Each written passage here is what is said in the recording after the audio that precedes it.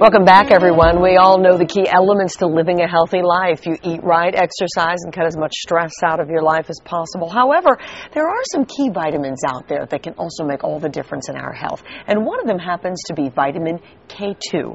Here to talk about it is natural health care expert Mark Mincola. Nice to see you again. Great to be back. Thank you. So glad you could be here. Okay, now there's been a recent study. Tell me about the study first. Well, the Rotterdam study really followed 16,000 people over 10 years.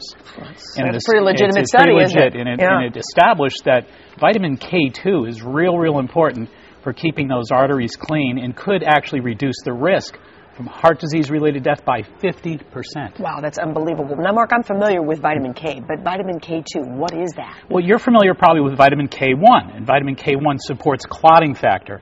As we said, vitamin K2 is a little bit different.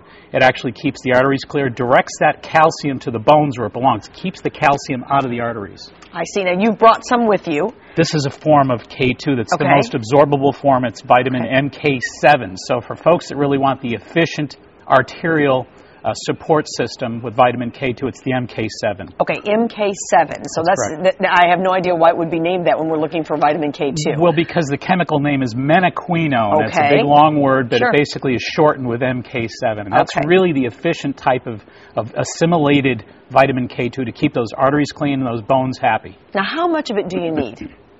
Well, you know, there's a lot of consternation and conjecture about that, but generally about 90 to 150 micrograms per day supplementation is what's recommended. Any side effects?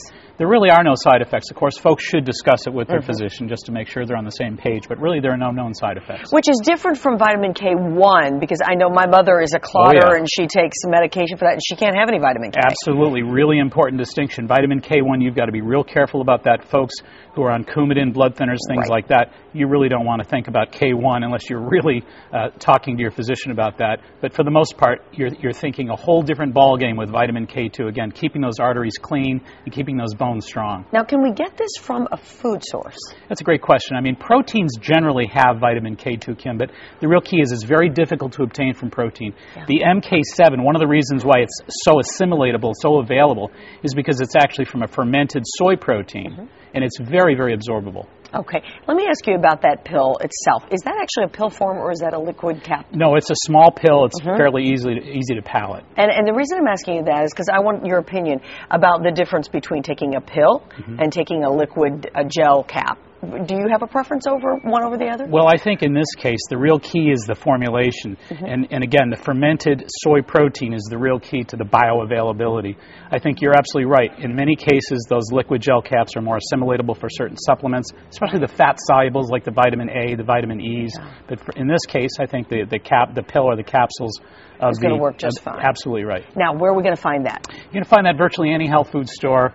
You know, the Whole Foods, the Good Health Natural Foods in the area, but all the health food stores are generally going to have plenty of vitamin K2 and MK7 on hand. Now, I feel confident that you're going to tell our viewers out there that taking this supplement is great, but that's not the only thing you have to do to keep your arteries clear. Absolutely right. Of course, we want to be careful about saturated fats. You want to be careful about extremely high concentrations of sugar in the diet, because sugar, of course, stores as fat. You want to be careful about the sugars, the fats, and of course, you want to make sure you eat plenty of fruits and vegetables. Exercise helps a whole lot, too. Sure.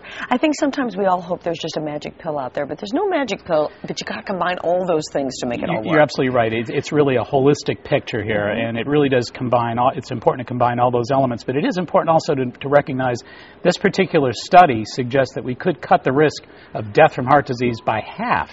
That's a pretty important study. It really is important.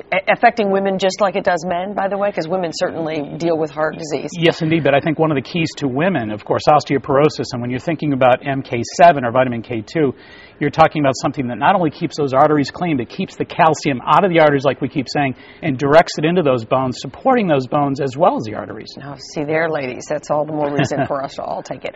Website, if they need more information from you? MaxHealing.com. MaxHealing.com. Mark, great to see you. Great to see you. Thank you so much. I'm glad you could come in.